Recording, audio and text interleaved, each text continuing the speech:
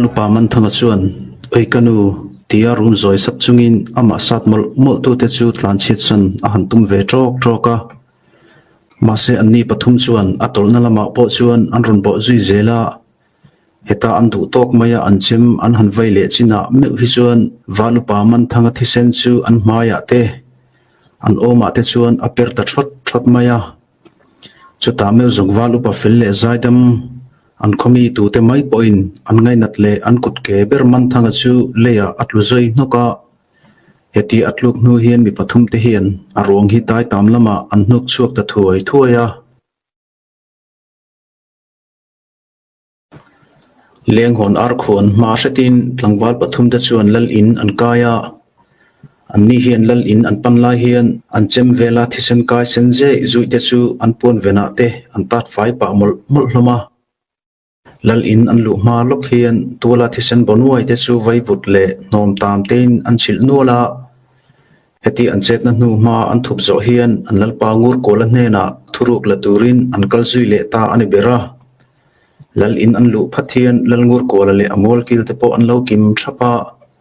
lal ngur kolan an shroi tu pa ber ra chuma alo mu vele hian la roi nu bul chungchuan alo be nga supa ra chuma chuan an lal pa chu a han thut nai zuka ithu pek chu hlen ani e lal pa ani zongin mithi te kho aloi to hial tura kangaya athisen chu a phut chuak ta ani khamo a han ti zoi supa heti lai hian mol kil dang te chu ti dang vorin an lo phun sap hloma an vai hian lal ngur ko le hian a sai rui to hlom em awangin an ngai asam riau to heng awang te hian an khopat thloi ron lut te po hi an lo ngai saklem lo hlea an lal thu pek la kha ti danglam a har ton tho ti an hriat awangin an lal thu dal zonga tong hi an tum boi du lo ani lal ngur ko la chuan ral chu ma chu an thlek le zuka ikam la khi katan fiana ipek thenge ka be se hei kan valupa hian kan fasha nok sak tak te hi an nai ru le ti hi kan hriat na la arei to hlea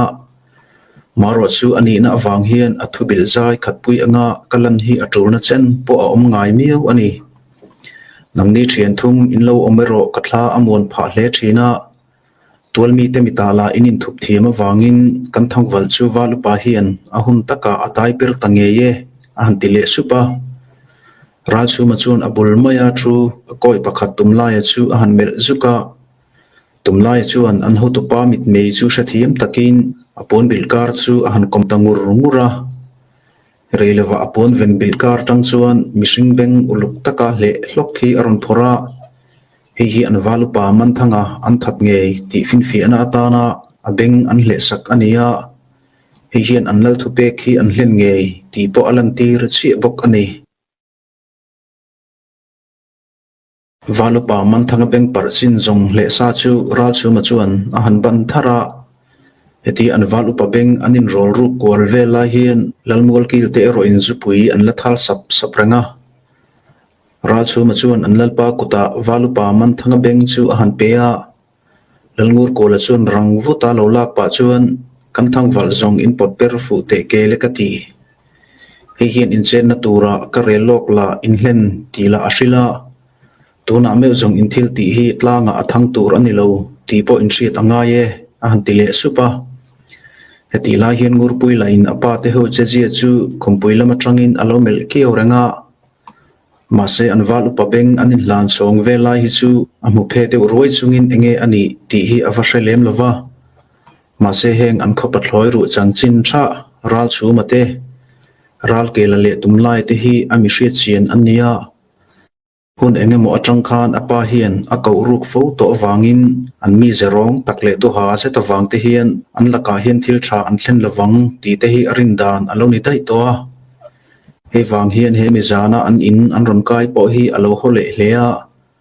apa hova an hanin ber sur reng te chuan angai ati thalo zol le hle to he nga thil mu te wang hian dar kulate una chu zan po ni ma se zu po roi mai atum het to hlea churuk dan ero atan ngai tu tham tak tur ani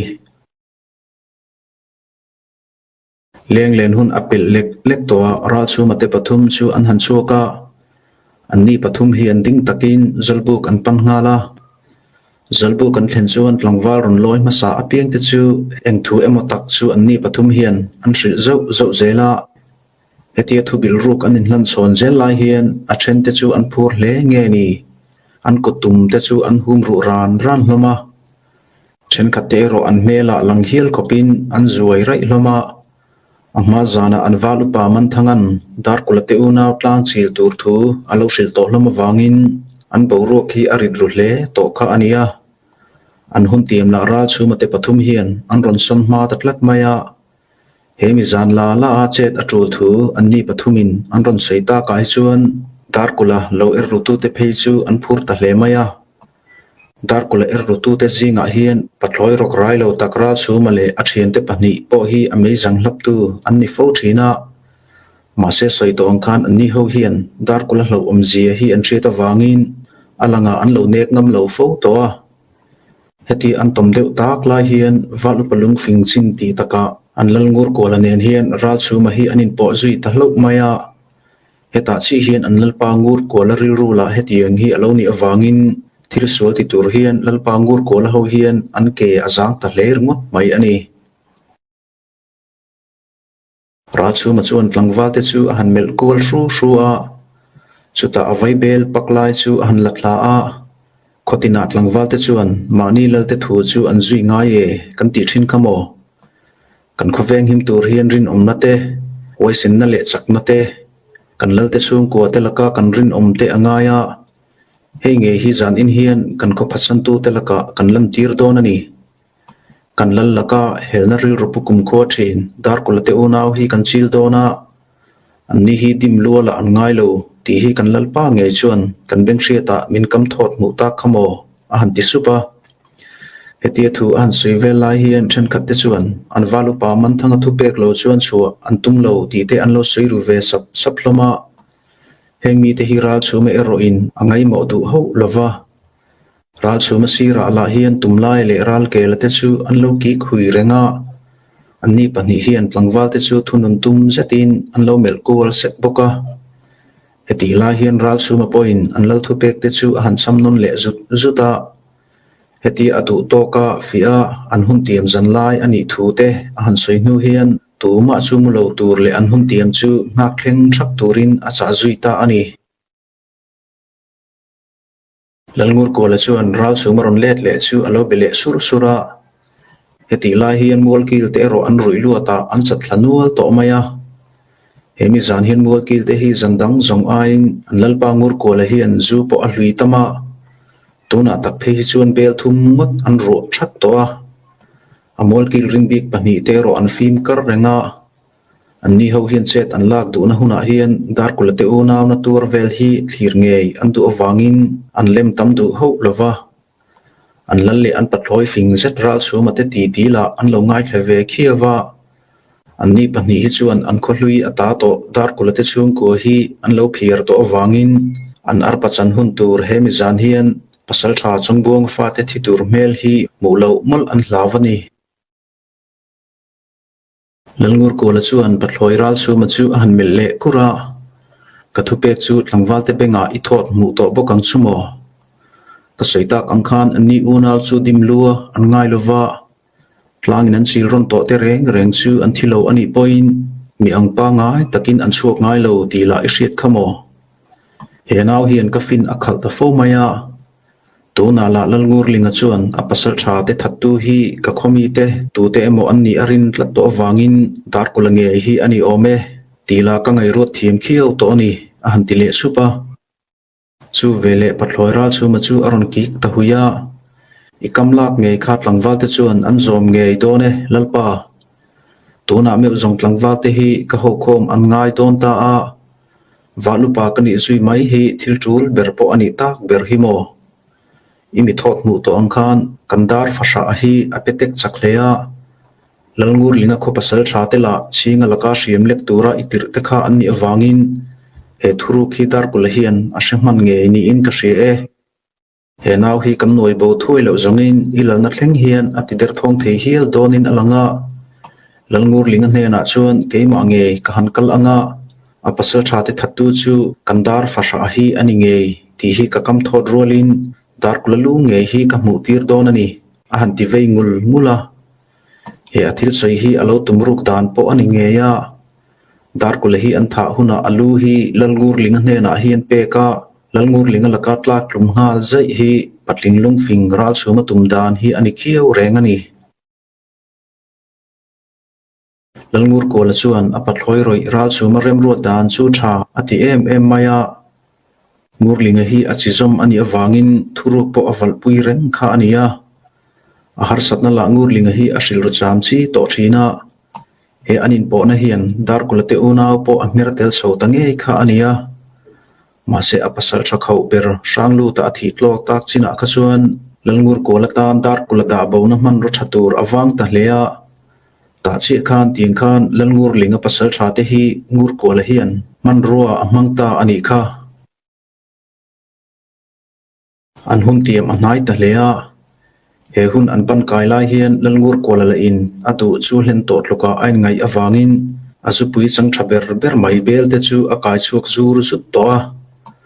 he azu cha thaber mai hi pathloi lung fing tak ra chu ma po hi ale sek to maya ra chu mala arui zui tak le awangin a tre that tamaya heti la hian ngur pui point anni ho rui boi to chu remchanga man atum ve lea anu ero engtin emotak ape he langai donin ashia ma se chu chantur chuan lam thate a hrelo hlea heti kara chuak lo thei ani to lo awangin anu muza to chu a han thu chila ka koin min zu ta aniang ka pum hian min tha me mai ka ti daya kallok ka duwa hei khala ai na wangin enjui po ka ngai lo ania a han ti sepa dalnu chun a fanu tuat lai le angai to em thin ngur pui konuam lo chu dailu pui atum ngal chata ma se ngur pui chun rang takin alo nial thuaya heti anin bek borla hian patloira chuma po paichu chu chungin salbuk lampanin asuak ve me ka heti a han chu to china hi chun tlangwal dang tenen dar kulate in lama anlut thla har to lawang ti chu ngur pui ngai rot na chuan aman phave tlat to he wang hian ngur pui man mo le tuk hian anu chu tho sanin ka che don ngia le kanu thla a enga soile chuan ka ngai lo ka ti khale ti le anin chung zau pui mai thim lam bela chu arwal ta tham thama heti tim zeta an kong ka pui lam pana apa te ho thut bial lui na lai a he lai hian apa le amol kil te ro an roi phur an rak chul to an ni ho hian tap mei po som en na chang an shet mang to lo awangin in chung thim rui awang chuan ngur pui chuak lai hi an mulo lo maya ngur pui chuak ta chuan tlak veng lam apan ngal nal nala dar kulatelu ka pui bul azuk thlen lai hian zalbuk lama pot langwa te in hor thom po anatan viu mai ngur pui man mo to chu athin aphurang zai hlea hemi zan hian dar kulala walupa man thangan achalo kangkhan zalbuk lama ahan kai mi lo le ngala hi walupa man thanga hian lo thon anei tlat to awang kha ani bera anlal pangur kola hoi her hian thalam ako lo zia sha chiang tu walupa man thanga thil thlir dan hi dikpo adik chi renga ngur pui chuan dar kulate tap mei le eng tang chu bang ongkara chuan han bi dak ka tuna hian zan lai la ala nei lutuk lo awangin chung ko tamjok te po an lameng nual renga apa le pathloi chu mate ho khusak tan awang khan ngur pui hian hun sete hi dar kulate unaw tan apoi mo ji ero asherenga dar kula hin zalbuk lama ri turin an in hi aron chu sam hnai tong tila asheta wangin zakmoi chung point alu chil an ngai ton ta a mase atak a han thlen dona meu hi zong ngur pui hi azak ngoi ani bera he ache dan tur hian dar kula laka aril ruput mangla apho chu ngal vek don wangin atan jong thil ti har tak tur ani renga mase amangai berle a theingil ngai lo dar kula hi a unaw tenen ahum an ngai to a he wangin eng po huamin mong changin dar kulatelu ka pui chu akai chota ani ngur puin dar kulate kong ka pui han kik dat lai chuan in sung lama om thiang chuan zoi te in alo chon vara heti alo chon tu ber thiangi ani ti asheta ka hi chuan kalo lut lok theiengem le ti in ngur pui chuan zoi te in kong ka pui tap kal ong atang chuan han besapa chu vele thiang chuan me che o ani ti ashangal mai bok nen lo lu dro hei kan lameng ania tin kong ka pui chu aron son tol ve thuaya heti an kong ka pui a han son rola an lal fanu lo ding keu phek mai a han hu hian thiang hi a phudor maya tak mei aya thuran reng dar kula la in an lal chung ko te a huat na ron so chuak ngal bul chu thunun lo leka an lal fanu ngur pui lu chu lo lak mai a chak ngal ut maya ma se ngur pui in thashum hmel tim dai maya wang chuan ain thunun rama ngur pui le u thiang te chu tol vela in pel chang po in benge nge an ni thina wangin an che boi lu tuk lo thunga dar kul ero meng sen ram chungin a thungal maya ngur pui hian dar kul hoi her hi alo mu thoi thin to wangin aril ru anale ta em maya ma se atan ho eng ang ma se dar kula ani miu maya he wang hian in thlashum zetin a u thiang chu a han thlek khiawa in thu ma soi tur dang ka nei lo ku thiang kapa chuan tlangwal te a khoma reilo te a hian anon tlang chil don chewani chak takin kho hi chu san ula damin kan lain mule ta ani chuan khonu mal somna ani yang an ti zoi sepa ngur pui hian kum kho a dar kula a mu to lo turte kho huna an leng to lo turte hi hreom ati hlea ma se atan a hreom na hun hian hun lo taka aron bo sil to wangin a hring nun kalphung hi atang theilul lo ti te hi angai to thiam ve khi orewa he wang hian ano panna angin athu seila hi athu thiam lo ani bera ama nun na ai po hian dar kulate u naw za nun na hi angai poi mo in an tor ai tor po hi adu ti chu heti hian alang chiang ta hlea heta me hi zong atong lo she phaverang tu dar kulamak ti po chu amit meng adang ngal zak maya ani po hian aruk takin anlal fanu ngur pui mai tlang le afu ke te hi mithla chunga zanmu alo chin ve fo thina wangin aril ru po anem chop chil velo thei talwa ma se he thu ngur puin asoila hian a hot na ril ru hi ron chele phuta chuta tap chu thosan zok pain ani ngur pui ban bul chumbil tai maya chuan dimang lo setin aron mer tamaya ngur pui na ti le makti chuan kun ngal ngai chungin alo che fa ya hetiatar kulan aban le lam bulvu cheta aron mer sakla hian na ati na pi lama azak le ta em maya chutiana ti deuh tak chunga ala kun tlatlai chuan dar kula chuan achuk bi ran maya chuta rei tak ngoi lovin ipa le in mol kilte min phiruk na hian kanu le pa te ka u te thisen hi achural rei to ni ti hi se ro khai ipat luka kan namlu seila te zinga nun rong hi ka sangai lova nangei po hi achikeu ini awangin mi thalua ini theilowang longai reng ro khai Lusaimi te hian lalmeu thisen chu chuangai ani love an lo tingaya maro chu ipa hi zongin thisen aphut angein a thisen chu tur hian karon let leng ti zoi ta sapmaya he thu aseila hian a thinrim na so sang lu tuk to chuan khu a hmu tir to manglo awangin ani ngurpui me po hi alu lak chu adule thut nge ni an banglaya amilu lak chem in thiat levur mai chu amel sek tamaya mase inthunun zolo khopa athinrima akhur ngat to la hian a u thingi chuan ngurpui ban avon na chu aron phi lop lopa chuti a phi pa chuan in beng dai ram ro khai tai te ngurpui hi zong me chenum nem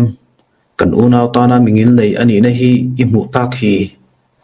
kan num na chan adu awangin ti hian za po don lo le apa thin butut po hlau zo lovin aron kala I thin lung sakhat tak hian ani hi zong angai tam nge angai ani aron ti ta sapa chuta me zong ril rufim puto mi alo khopa thisen cha ka room to dar kula chu a u thu sei chuan a thong har ta ko ka heti aril ru a har vele hian in thim lo zetin ngurpui chu a han thla a heti a thla la hian ngurpui ril runa po amit tui aluang zoi to maya ma se dar kula chuan aron pan nai le thuaya kati pal ani e ngurpui kini unaw hi huat ron kan nia kan tan hun tha le kan tam kha chuan hun min ron siam sakhi kan hre reng tong ati sapnuwa a u thiang chu in siam turin a hril tangala dar kulate unaw in siam lai chu ngurpui chuan mitui tla zoi chungin alo pui ve na sa hlea ngurpui hi dar kula ai po no pang alani awangin aril ru ano hle maya hei hi thiangi eroin a hriat pui veka tun main kalkonga anin pelpa in bezau zau thin an ni to te nen tuna an unaw tana aril rudik tak aron phorve tok mai te hi aril ru that je amu phana ai anitlat toa ngurpui hi an siam treinen an khotlang wa ron chim huk turla alau du der lo maya anni unaw hi an chu felma chuan an tan thi ve po huama atum tlat tila ashet lea heti anni unaw za an siam pui ve mol la hian amit tuila ashu fap renga ngurpui ho to khai hei min ron chil man phei chuan itan apoi don e mai tia ho tura thiangin a han silai te chuan in kaltur an liam cheu hi ka tu ani ti in trap o chiavin amit tuila zoi te chu ashu fap zel maya heta me hi zong thiangi tra chuak hi an sum zo tangang lova ngurpuin aphur tur thul han sim ram pui lai chu han ko no pa ngurpui kantan in na hial I lam du mai hian miril ru thaber ini zia min sia tirani ipa thu po lauzo lovin min ron ampuya kan kal liam lai le zel min thlir liam itum dan te hian min laina zia min sia tirani ti le tra arol ve ta zoya ngurpui la in sut fe chungin alo ko let ve fata heta zoi zeta an phundun sep lai hian pon lama chuan patling au thom aron rita that mai le leng len ho hun tur ani chau chungin tlangwal rol te chuan hun an ngak thei hlol lo nge ni dar kulate in chu ho in anron hol ani tabera heti anron in hor thum hut to la hian mani la te phatsan tu chu damin chuak ho su se ti thom te pasal tha chongbu ngale athla te chu ladana mitlak lai lo tak an lo ni mai mo ti thom le in so sa thom dang te chu ari ring le maya heti la hian dar kula le thiangi te chuan ngurpui chu tlan chuak turin an lo nor ve ngata chenria bak langwal rol te hi an ron lan an rin lo nen leng len ho hun tir chawa an ron lang ta thut mai hian an tan an zawa ya thina hun aron thlen hnai ta le tila alang reng to maya heti dar kula te una vin atorve an lo awanga ngurpui an nor ve ngat lai hian ngurpui la atang kho ve tlat maya dule min ron that vat se nangni unaw in omlo chuan kanun anuam bik chuang lawang tin aril chung ril tak meu chu asoi chuak ta nge a chuta meu jong thiang chuan engkim aman thiam ngal veka ngurpui le anaw tar kulate hi in mel tu tak an lo ni ru kheu ti le anavin a huat lui tlat awang te hian an lain po lo mai chawani ti te hi a hai ta lo hle a ma se heti hian atop kho ka zong anni pani hi anin tong ve tange tila a hre chiang to a mase anaw te pani in tom dan boruak ero thinain a shot phak rengna khopa mun lo oma voite khat ma in mel du te an lain ton ngai mi alo na huna anitlat mai e an boruak tona hian dar kulame point ngurpui chu chuak se adu hle ti te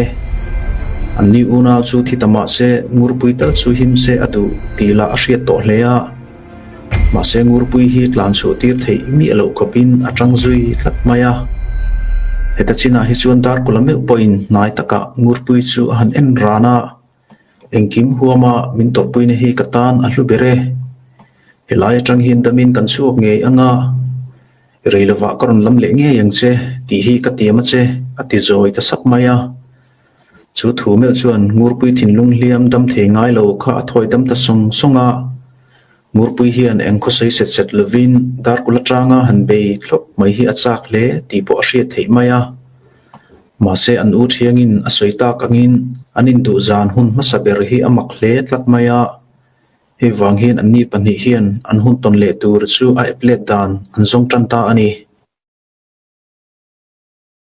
dar kula chuan ngurpui nena an thinlung inzom chat to chu thudang la poile nan man atum lo hlea tuna zongur puile a unaw te hi achan him an ngai to wangin atan thi huama be angai tak zet don ta a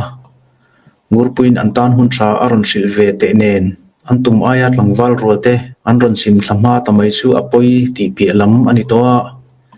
heti anni unaw nen ngurpui nen an pathuma an boila hian annaw te pani chemte le chunte te la lavin an trap ngat rengmaya dar kula chun anni unaw traplai chu a han ko thaka engma hi hlo tur a love nakina hun hlataka kankal anga chuta chuan tu mai min ti boi to don hleine a han ti zoi sapa heti an uin a thlem ta ka hi chuan anni unaw po hi an bang ve maya ngurpui lain anni unaw chu khoilama nge an kalpui don ti chu dar kula chu aron zot sapa dar kula chu fi takin alo thlek thuaya patlang lama khuan lo tom vek ulangin I o hi chu ho suang che in chunga I om ti an hriat zongin itan a thadon lova keini unaw le nang hi kanin zomna an hriat zongin ipa le mualkil te hian an thadu mai don si ani a han ti sapa chu vele ngurpui chu alo bungal ngata hemi nu hian thiangi hovin patlang lam chuata bangthlang lam shula chuan an tom khom ta ani dar kula chuan ati tur tik tak ti turin kongkapui lam chu apan tata da maya heti inring sa zeta athalngul koisa panchunga kongkapui atol nei hle lai hian pon lam thong po aring ti pi lam ani toa tlangwal rote hian anlal fanu ngurpui hi inchunga hian a om ve tila an hre ho lova hei wang hian anlal pa ngur kolan arot angkhan dar kula hi aron chuak du lo ani chuan an in chopa hal chil hi an tum sa veka amei jang hlap tu pathloi ra chu mate ral kela le tumlai tela an rui phat mai bok nen kanlal phatsana khotang kai ruk tum dar kul lo chuak te khai hei tolmi te heti zat te hian I huai senna la fi an du hlea keinen hian in malbein an mit muwa hian I hanin chingfel lo lo te ang ti te avin ra chu ma chuan ama chantu tur tlangwal dang an tam ti hrein dar kula chu aron mal chau na sa hlea lai tumale ral kela tela in an lo mal chau ve mek boka tlangwal then khate ro in anni unaw hi an lein ruk le awangin thom po an chua du hlom lova ma se heng pathloi pathum te thlop zonga chet ladu pol tamjok te hi an por sot hlea atopa phechun dar kulate in chu hal chil chu an rotta ani hetiam ani sahim na ngai tua ron chuak ngam talo kan pasal tha dar kula chu mei isu chil mai te ang ukhai kha chen pasal tha omin alo om ve talema kan laka meu ero dol zara azor tak himo tia a polte an unaw za hian thatmang phir ila ani maye tia a polte le ama chotu te po a plate ngam tak lo himo tia a polte an rak roi lai chuan dar kula po in chung lama ngurpui le a u thiang te chuan atlan chuak tur chu an chel na samaya dar kula hian ama chobing tu pathloi om thadu lo zet pathum te hi vamal bei achak ema wangin amilulak chem lekin tlan chu atum na sa hlea heti ache chuak phathi ngurpui le a u thiang te la in lo takte in an lo hlawa he wang hian dar kula thin so buluk bul to hi theitopin an chel fan maya heti la hian pon lam thom la ring vor tok tak meu toa a then te la in mei chher an lakai to ti hriat takin pangong kara te chuan mei chher te zo te chu dar kula le ngurpui te a u thiang te chuan an va mu ve reng maya dar kula la tal le phuthin hi ngurpui le thiang te hian an tha topin an la chel fan renga hetia chel pa hian tu ma son an mal be ngam lul lawang che ti hi se sham ro an lo nor ron che anga I chu du mai na turin an mal chau che ti hi ka hri ani khongai takin ka thu sei hi ngai thla ram ro tin ngurpui chuan dar kula chu thlemin a trap zoi to maya ma se dar kula ani miu maya he wang hian engma soilovin a han room data heti a han room le rual de tho hian keima dar hoe chu karon thoke tia au tur pain a u le ngurpui ten trap chunga an chel be na ata chu a han ta chuak ta phut maya heti la hian komchar lama tangin mei an ron dep kai chi boka in noi te chuan mei cherkeng tlangwal te chu an tlan te zoi to maya dar kula la kongkapian thleng phei thuak khopa thuin azong phei ngal fur maya ma se an kongkatleng rel a han sa thlak thruai laya ngurpui ron au tre thot thoma wang chuan pon lama mi te chu an chi ai na satamaya pon lama tan kho tu te hian an lal fanu tuat lai ngurpui hi in chunga om ti hi an hrangal thuaya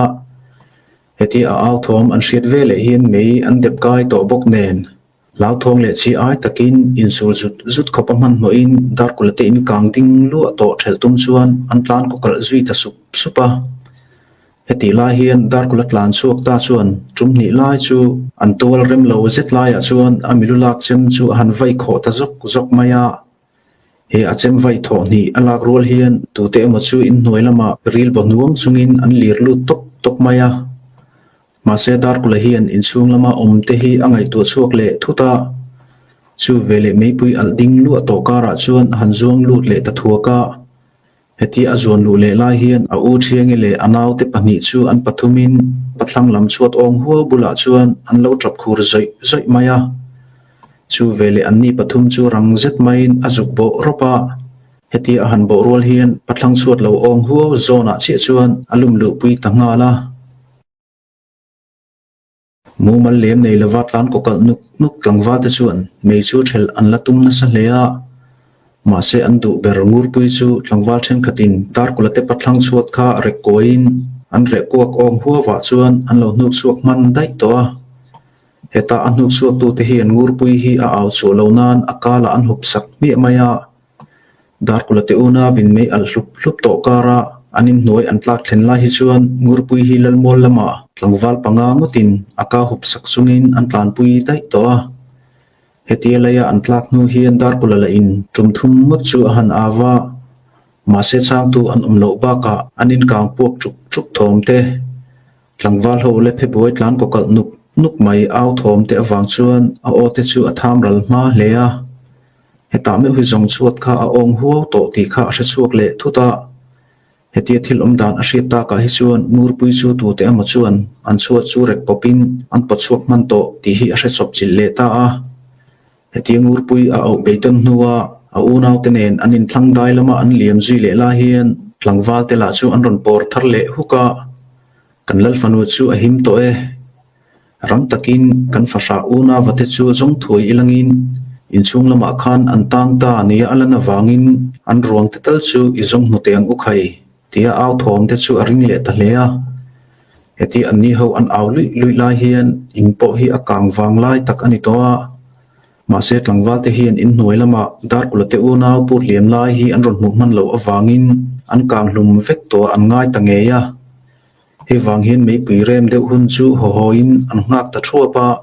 เฮติอันปอร์เลลายเฮียนดาร์กุลเตอูนาวเอโรคดลักลำได้งปุยละมาอันทูลกางบุงโตลักกิงเซลจุงินอันเลียมเมกทุงอันนี้วังมุนขวดเตเมอุจงอันลลปางูร์โกเลฟินเฮียนอัทุนุนเนริยวนีนอลังาตัวน่ะเมอุจงอติราดาร์กุลเตอูนาวเนน่ะชวกตาเตปอกขันอันลลงูร์โกเลฮีอันทลบเดอุริยวตัวมาเซวันดูเนเฮียนตัวเตมาฮีอัจเจริงเทบิกลวาตัวน่ะจงดาร์กุลเตอูนาวจาชวนละเตคัวอันจะเล่นนัตูร์อันปันเวเมตัววางินเฮมิจานเห็นอันเชื่อมนั่นละกตาอันส่วนหุ่นเตียมฮีอันนิโดนินอลังเวตาเฮติอันนี้อูนาวอันปิลวังตัวลาเฮียนอันอินกางดิงลุปอเรมตนาอินกางฮีตลังวาลโรเลปาโฮเตอาคมิปุยเตเฮียลชวนอันจิมตัวเรงามาเสสวยโฟตองอินอันนี้อูนาวไลนัตตะกามิตุยละเฮียลละอันนัวละอันนี้เขาเฮียนอันลลปาริรุปุตมังรอนพวกชวกตาฮีอันเชียเทียมตัววางินอันอินทุบเชียบทุงะ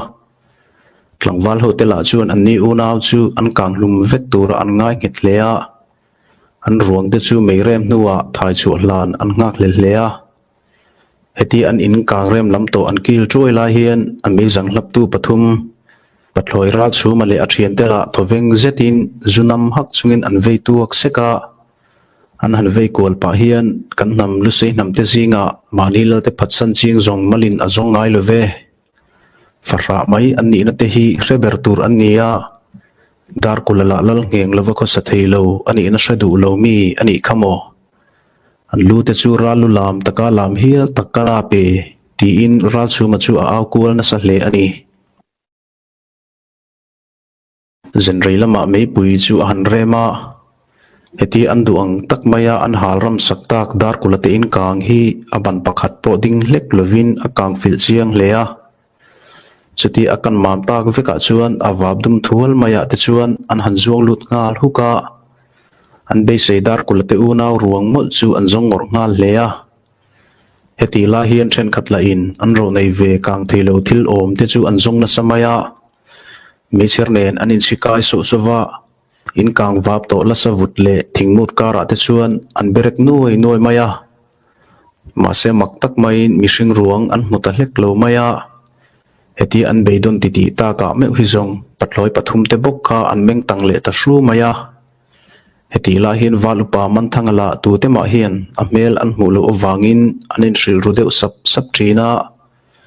heti an valupa mel alang mi alo ti an hria china hi chuan tlangwal then khat te phei chu an lung oi chi alo hlea ma se soitak angin an lalpa ngur ko la hian tlangwal tamjok te hi athunun tlat towa hei wang hian an valupa hian an lal hi athlop ngai manglo ti an hrebok nen lalpoi soitu te zong an heti mai ngaye ti ten an ne ral mai hloma heng an phun thom te hi pathloi pathum te la hian an hrepa ve khiu renga ma se an mani tantu hi an tamjok ti an hria ta wangin an thil ti kha in chirna an nei lo viu mai dar kulate unaw in kang wab dum huam mai chu an chil luklom hlea an be sei anga an ruang an motlat lo mai hian an vai hian a thong boi rutan to a hetia mei cher nen kun sup chunga in kang wab an thai khu rum la hian helama hi thisen abonuai mai kati hei he thisen bonuai mai hian kandar fasha ate kumkar thanglam hi apan tlat mai e ti in thanglam devakal te chu an ron out talo lova chu vele ra chu ma ho chuan chulam chu an han bo thale huka helai an zuk thlen hian thisen bo te hi dar kulate kom thlang pal kang bang vela te hian alokai senje zui maya chuta me uzang patloi ra chu male tumlai le ral kela te ho phur chu an ki khui to maya dar kulate unaw hi an tlan chit na lama helai vela hian anin palat nual ani don hi ti ngai dan an nei ngit ta hlea reilewa an han lu thuk dewa dar kulate hi dai do ti taka khodaya an ni awangin an kom thlang hi chu vokong tum le per mun nok tak ani awangin henglaya thisen bo hian helam hi apan ngei renga henglai vokong kar atanga pen somnga ve le ka hian ngonoi thel hun main alo zam towa an in din na lai hi henglai ngo puinen hian ain ne nai hlea henga wangte hian an ni unaw hi liempui turin an wak chuak ngei anga helai ngo nek na lai a hian an wak lut ngei ani e ti te chu an ngai dan ani fura an heti ta ka hi chuan pathloi ra chu ma chuan ban han vai lupa chuti anin dingri tura an hril nu chuan tlangwal rol te po an ding ta thapa ra chu ma chuan an ni ho chu ami cherken thlar enga melkur chung chuan aron le hoi zuka heti aron le hoila hian dar kulatin kang thingmut kara khan achena sabok nge ni thingmut khu khan a urna lama la amit tuile an napte chu atlapur to maya chuta amit jim ang sen sun chu aron khap phudeu zuka akhai hei kandar cherate unaw chu anin palhliam sham ani mel hi mareng se hi an thisen bua atam dana hian anin palsil ong hle ti alang tarenga kan heti ta ka hi zongdar chere hi akoto patran kho ani don la tun vai chi ani tak lo hi mo thom dimin I hual ilangin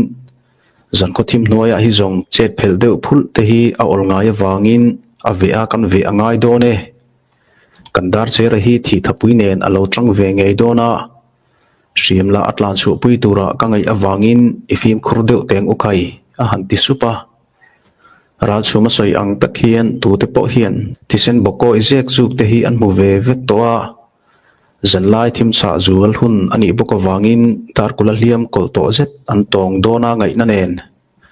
dar kula hi a huai sen ziate a hlo om ziate an hriata wangin then khatte phei hi chu an tha akhur hi hloma ma se a rola thok an nia hei hian dar kula hliam tuar heti taka thisen thlo to hi chu an bor hlum thei maya ngaina asiam sakloma hei wang hian an ho tu pa pathloi ra chu marot ang chuan dai tam chu an ve thlatran ta ani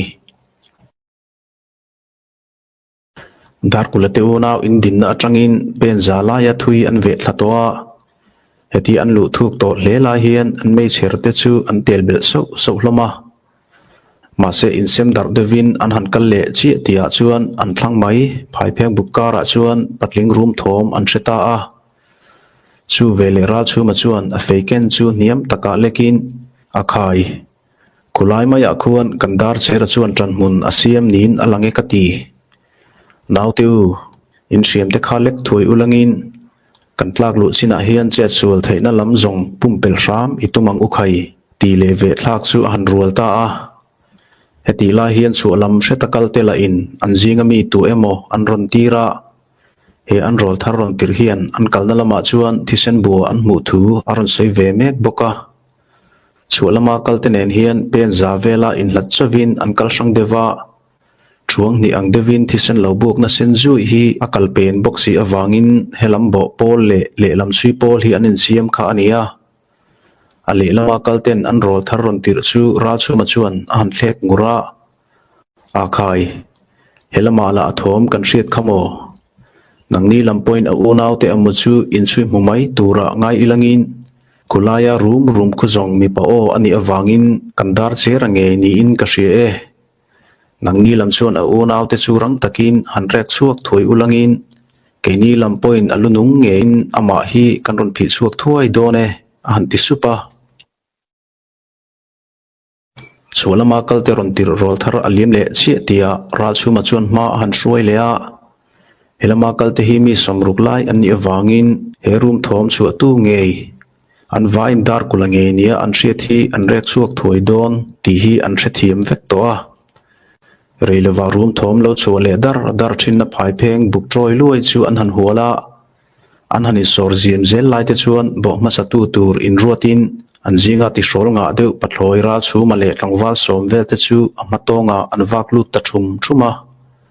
tuibur mom da chan ve po an ve main an ni abo ma sa tu tur te chuan phai pheng buk chu zim zeta an han hol fel ta dera heti an duang taka an han hol zim tak hle a hi chuan ra chu ma chuan pakchei kha ke mani vong munwal zam ngai lawate kan ron che e ti le phai pheng buk ngei mai patling room thom an hriat le dar thin na lai bo chu han rol ta a chu vele midang te la chuan an ron bo ve ngal huka an hnung lama hian pum tiat maya bor lui khopin midang te chuan an ron bo zui ve huk boka chuta meu zong an liam tur bo be ngei mai chu an bo fu hle ti hriat takin aron rak chuak chiu ngoi tamaya heti ani aron rak lai te hian dar chera chu kan hup fu nge ye kha ro mo alu hi ilangat tiang ukhai tia avin ra chu ma phur pheng chuan noilam phai pheng bukar chu han zel thlanghal bora rei zuk dap ngai lavin ami bo nge kerek chu ra chu ma chuan azuk man nola heti aman fu vele hian khaile ke ma ngein kaman fu ta chie cheiro me serka helama ron lekta ulangin ke ma nge hian ka han phi chuak done tin inti huai sen takle dar kulaman tu inti tak chuan aron hoi chuak vel maya an ho tu para chu ma thu pek chu zomin nunglama ron kalmek me serkeng tu te chuan me serte chu an ron lek nai nga supa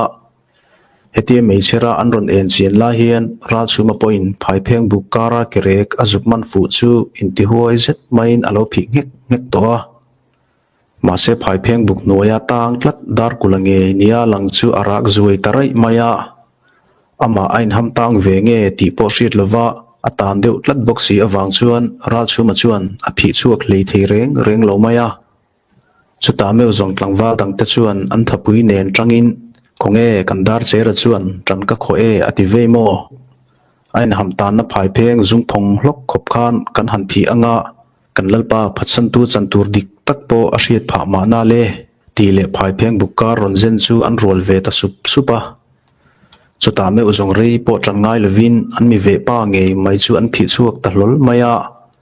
ma se heti an han phi chu nuwa uar tak maya an ho dur la hian an jinga pakhat chu an ring taka avin akhai a kan mi bo pa hi han bi chiang ve to u khai ti le ame cher rem lam to lek nai chu han rol ta a chu vele midang te po chuan an sa hok awanga van lam hoya an lek chho tak chu an me cherte chu an ron lek niam ve ta suwa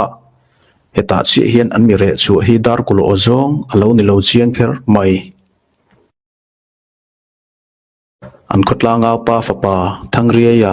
liampui tur chunga an po chu lol chu me chernen an han bi chiang supa thangria hi ako chung lam te chu alang deuh tru maya heta dar kula emo tia an po chu nu hian an han biak la in achang hlei thei to lova an bo hukna lama khan a hliam lai te hi an sop thi sakna sa zul hle mai alo nia ma sera chu man a moi bula abeng azuk do chuan dar kula tin thangri chu alo phun sapa hei ba khi a soi jom hlei thei tak lo awang chuan an vai chuan anin melkual phok ta hru hloma heti an boi tak hle lai hian le lama kaltela an ron thum lut theile huka heng ho te hian an mol kil pakhat fapa dar lenga ruang chu ril bo nuangin an ron zon dum thei nol maya heta me hi zong wang mun khotlangwal te hian dar chera dar fara ti te an de vel ngei khan aje pui alo chu le man dai to ti chu an thre chuak rang leya in kangkara dar kuloron phe chuak voi kha a u naw te ngai to le ngalin azuang lut le emo an ti lai khan dar huai hian heng an tlang aw pa fapa le an mol kil fapa te hi alo sat na man hle ti hi hriat le chuan an ngai ta ho lo kovar eng ruai to noya an lalmol pana an hanin zon lut me zong an sa hok thom kha wana akai ta nge ni athlok bo chiang hle to a atir lama an sa hok thom an asat te reng nen ruang pani lai dar kulan alo chu man mai chu lawa khur tok la an om tanok maya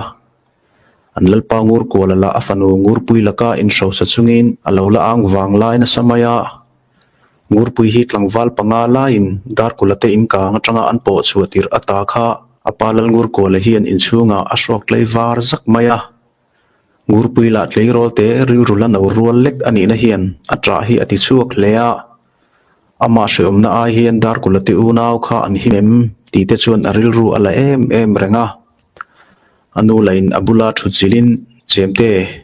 ipanen mai ni lo kan khomi tu te point kan ngai phak ba ka ril rudang ilo pu hi amak kawati em ti in akun tlok maya heti la hian mol kil te la an ina hian an kim veka lalngur ko la le amol kil te hian dar kulate unaw hi thisa an lo ru tho awangin an mengklei war thak ani bera afanu ngur puila an be seilo lutuka a omba ka tiang hian tu na la ruang pani nen an khotlang walte chon lalmol an ron pan tatlat maya hei wang hian lalngur ko la thinrim lutukhi ain sang ping sen nul tamaya khomi puite la in mujai chathei tabik lo chu lalmol an ron pan khom rui maya ma se an hun ton hi siam thathei pakhat ma a to lova an dana hian ngur pui poin dar kulate unaw chu an tlan chuak manta ti po she veta ani rol tharwang lai atangin tlangwal akai tan ve to bok nen dar kula chuan an unaw din mun chu angai to thui velo thei to lova an fasha na hi harsat na le lal me huat na in abela wangin an ngai to vero ora urenga tuna hian an khu an su san tan na ni hi anaw te pani lain an the thiam lo hle maya an tom na pu pakhat chunga an khom tal mai hi chute phei chuan zo tur anga pha hlea a u thiangi la amitui a hul hlei theilawa chemte ero tleirol kai velek lek to ma se an hun ton hian ati buai lutuk lem lova dar kula chuan a u chu chotlem tal chum turin a han rila jinglama an khoram valpona kham pakhat noya an tom nuat tuk chuan an ei nuwa helairam hi an lut kha ania heti a u in chote achum vele la hian dar kula chuan amma daya aloin ma kho tongin sanglu ta silai athuruk na puk chu apanta a helai pu ka hian an bu bal klem a chek lok te kha alo la himpiala heng an ei tur a cheprel te hi rit loi khopa phurin tlaini nem lama khan biru lam zel zo in alet le ta a ma se an ri na tur puk chu han thlen nuwa sanglu ta silai han tuai num lai hian he silai hi angul chung lam alo tui ek vek maya ranglu ta atha atang khan hun akal nuwa to wangin fur se tui hu nong khan alo bo man hle alo nia heti asilai athu ru ber alak lak tak lova hi chuan in venan a hriam sei ngai te chu an mamo ziate a han hre chuka uite ma se he silai tel lova nung thang ani na hi alo lang le don ta a zenri an ei lai te chuan chunte mol chu akhu a har le hle to a hei wang hian an kai tum na khuwa lal zaku pa khuwa tlang hun khuwa chu arang thei ang berin kai angai ti hi dar kula ngai dan ania ma se he khuwa tlang hun khuwa hi khuchak lam khoi kholam tlang dung po na la ya nge a ti hi angai ruat thiam chi alo hlea aram chin chuan dana hian chakoloi lam hi chui dik chat ma se akhuwa takom na mun hi ala hrefu lo hlop maya